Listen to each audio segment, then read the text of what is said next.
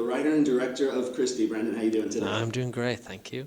So, how's it feel to be here in Edinburgh with your film? It's cool. It's really cool. We made the film with a lot of help from BBC and did our post in the UK. So it's great to finally bring the film to the UK, and especially to Edinburgh. So I would have written the story, but the screenwriter Alan O'Gorman would have studied in Edinburgh. So it's extra special for him to premiere Christy in Edinburgh. So I'm excited. Nice. So how did you, so I know you didn't write, you came with the story. How did this all come about, even with the short going back to 2019? How did you come up with this idea? Yeah, so when me and Alan go way back, like literally he's my first ever best friend. From when we were 5, grew up in the same estate, played football together, or soccer, whatever. And I think when he started doing creative writing, I started getting into film, we wanted to write something together. And where we aligned was kind of telling a Cork story, kind of a story based on maybe, or inspired by people we would have grown up with, played football with, went to school with, that sort of thing. So we tried to write something. We tried to write a feature. It wasn't really coming together, but there was the ideas for the short film. And then we made the short in 2019. And when we made it, we came across this community of this amazing community of young people from the Cabin Studios, which is this porta cabin in the north of our city that teaches kids how to make hip hop, but it really just teaches them to use their voice and empowers them. It's unreal, and these young people like inspired us so much, and we were like, we have to write a feature. We have to expand this world. We've kind of hit, the jackpot here. And then we heard their stories and kind of stories of people in the area and around them, and it kind of just had a flow from there. And like from there, we were kind of set, and we had this proof of concept with the short, so it was easy. It was easy. It was still tough, but it made it easier to like get funding for it now that we had like, look at this amazing cast, and here our ideas for them was easy for people to visualize what we were talking about. Yeah. No, and you have that great closing number over the credits where they're... Oh, yeah. Yeah. Talk a little bit about that piece? Yeah, well, for a while we were like, because the story is, it's a serious story about kids in the care system. And a lot of these young people are rappers. So we were like, how do we get rap into the story, And in the end, we couldn't. So we just decided, we'll just throw it in and just take the punt that the audience will just get on board with this. And they do, It's like we don't have to set it up. We don't have to explain it. And so they rapped during the film, but then in the end, we commissioned them to make like a track for the end credits and stuff like that. And we made a music video. And then there's a young man called Sean Downey who he came from the care system, so he was a foster kid, and he would make the videos for a lot of the music videos for the cabin.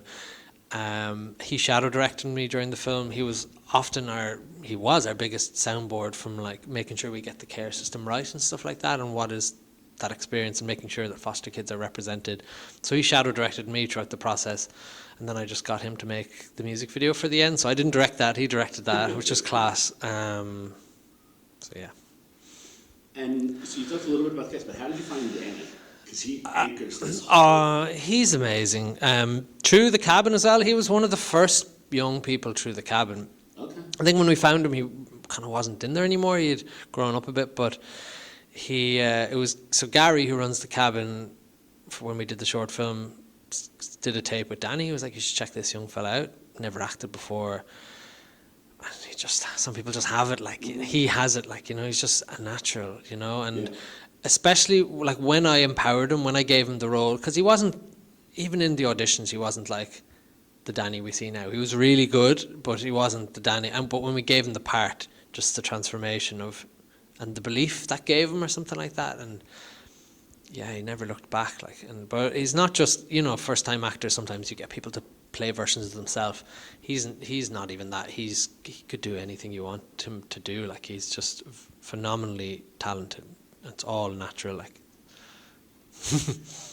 So in the film, Stacey just has the greatest quote. She has this beautiful moment when she's sitting with Christy, and she says to him, "You can't let the past get you down because it'll ruin you." Yeah.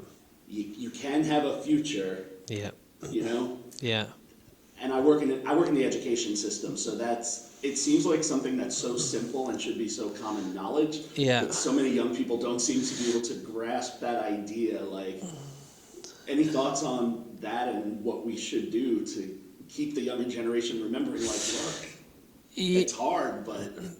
Yeah, I mean, a lot of people can get bogged down by thinking about the past too much and not the present, and definitely not the future. And a few years ago, I met this young fella at Bonfire Night in Cork, and I had my camera, and he asked me what I was doing, and I just said I was a filmmaker, and he said, I'd love to do something like that.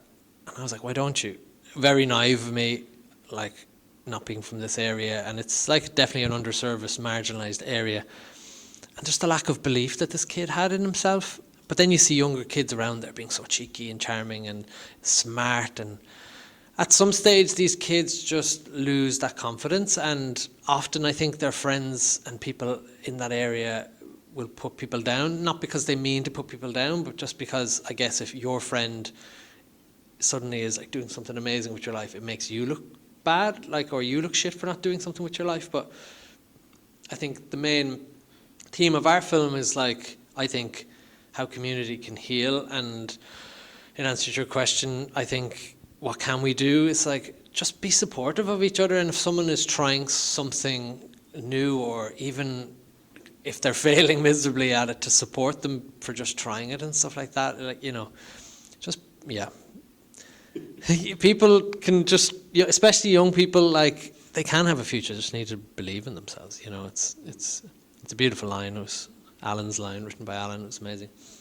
So congrats on this being your first feature film. So really quick, I love asking first-time feature film directors this. What was your greatest takeaway that you have now, like that lesson you learned that you're going to take into every project moving forward?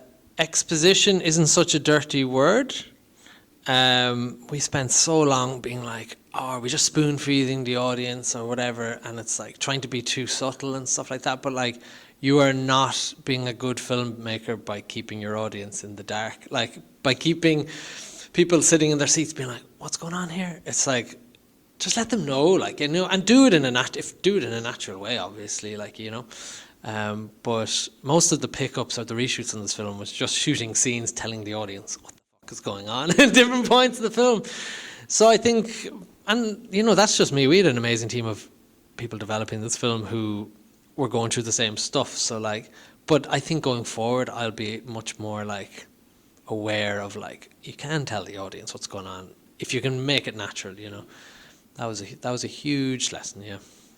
And last thing, because I know I have to get going, what is it that you're hoping people take away after they watch the film? Hope, I think. I really wanted this film to be filled with hope, and I think it'll surprise people. A lot of people so far going into this film don't expect it to be the hopeful film that it is. So, yeah, I think hope. Awesome. Yeah. Well, thanks so much. Enjoy the festival. And thank you very much. Yes. Mic drop.